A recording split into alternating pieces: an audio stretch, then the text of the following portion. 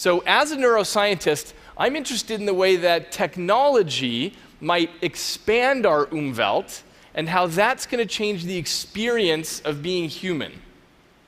So we already know that we can marry our technology to our biology because there are hundreds of thousands of people walking around with artificial hearing and artificial vision. So the way this works is you take a microphone and you digitize a signal and you put an electrode strip directly into the inner ear. Or with the retinal implant, you take a camera and you digitize the signal and then you plug an electrode grid directly into the optic nerve. And as recently as 15 years ago, there were a lot of scientists who thought these technologies wouldn't work. Why? It's because these technologies speak the language of Silicon Valley, and it's not exactly the same dialect as our natural biological sense organs. But the fact is that it works. The brain figures out how to use the signals just fine. Now, how do we understand that? Well, here's the big secret. Your brain is not hearing or seeing any of this. Your brain is locked in a vault of silence and darkness inside your skull. All it ever sees are electrochemical signals that come in along different data cables, and this is all it has to work with, and nothing more.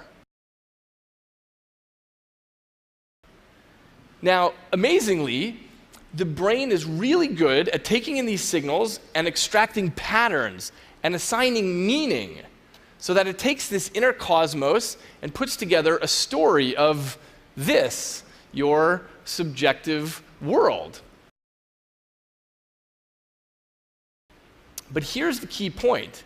Your brain doesn't know and it doesn't care where it gets the data from. Whatever information comes in, it just figures out what to do with it. And this is a very efficient kind of machine. It's essentially a general purpose computing device, and it just takes in everything and figures out what it's going to do with it. And that, I think, frees up Mother Nature to tinker around with different sorts of input channels. So I call this the pH model of evolution. And I don't want to get too technical here, but pH stands for potato head. And I use this name to emphasize that all these sensors that we know and love, like our eyes and our ears and our fingertips, these are merely peripheral plug-and-play devices.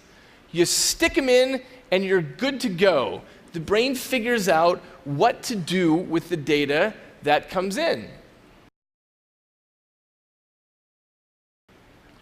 And when you look across the animal kingdom, you find lots of peripheral devices. So snakes have heat pits with which to detect infrared, and the ghost knifefish has electroreceptors, and the star-nosed mole has this appendage with 22 fingers on it with which it feels around and constructs a 3D model of the world. And many birds have magnetite so that they can orient to the magnetic field of the planet. So what this means is that nature doesn't have to continually redesign the brain. Instead, with the principles of brain operation established, all nature has to worry about is designing new peripherals. Okay, so what this means is this. The lesson that surfaces is that there's nothing really special or fundamental about the biology that we come to the table with. It's just what we have inherited from a complex road of evolution. But it's not what we have to stick with. And our best proof of principle of this comes from what's called sensory substitution. And that refers to feeding information into the brain via unusual sensory channels. And the brain just figures out what to do with it. Now, we've been very encouraged by our results with sensory substitution, but what we've been thinking a lot about is sensory addition. How can we use a technology like this to add a completely new kind of sense, to expand the human Umwelt? For example, could we feed real-time data from the internet directly into somebody's brain, and can they develop a direct perceptual experience? It's a bigger experience than a human can normally have. We're also expanding the Umvelt of pilots. So in this case, the vest is streaming 9 different measures from this quadcopter. So pitch and yaw and roll and orientation and heading, and that improves this pilot's ability to fly it. It's essentially like he's extending his skin up there, far away.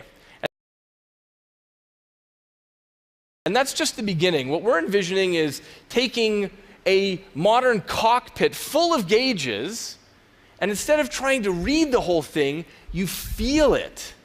We live in a world of information now, and there's a difference between accessing big data and experiencing it.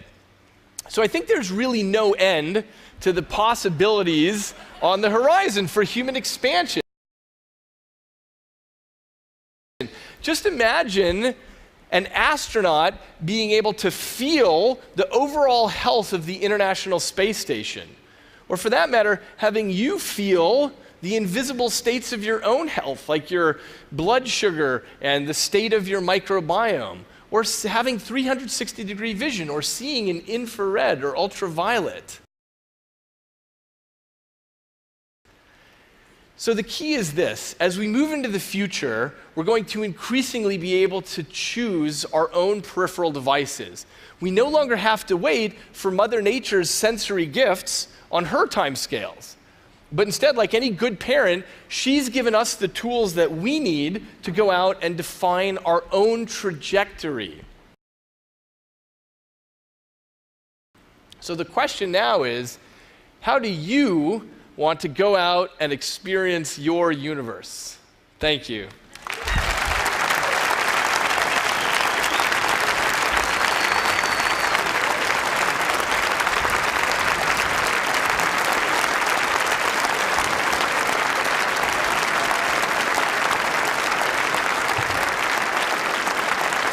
Did you feel it? Yeah. Actually, this is the first time I felt applause on the vest. It's nice. It's like a massage.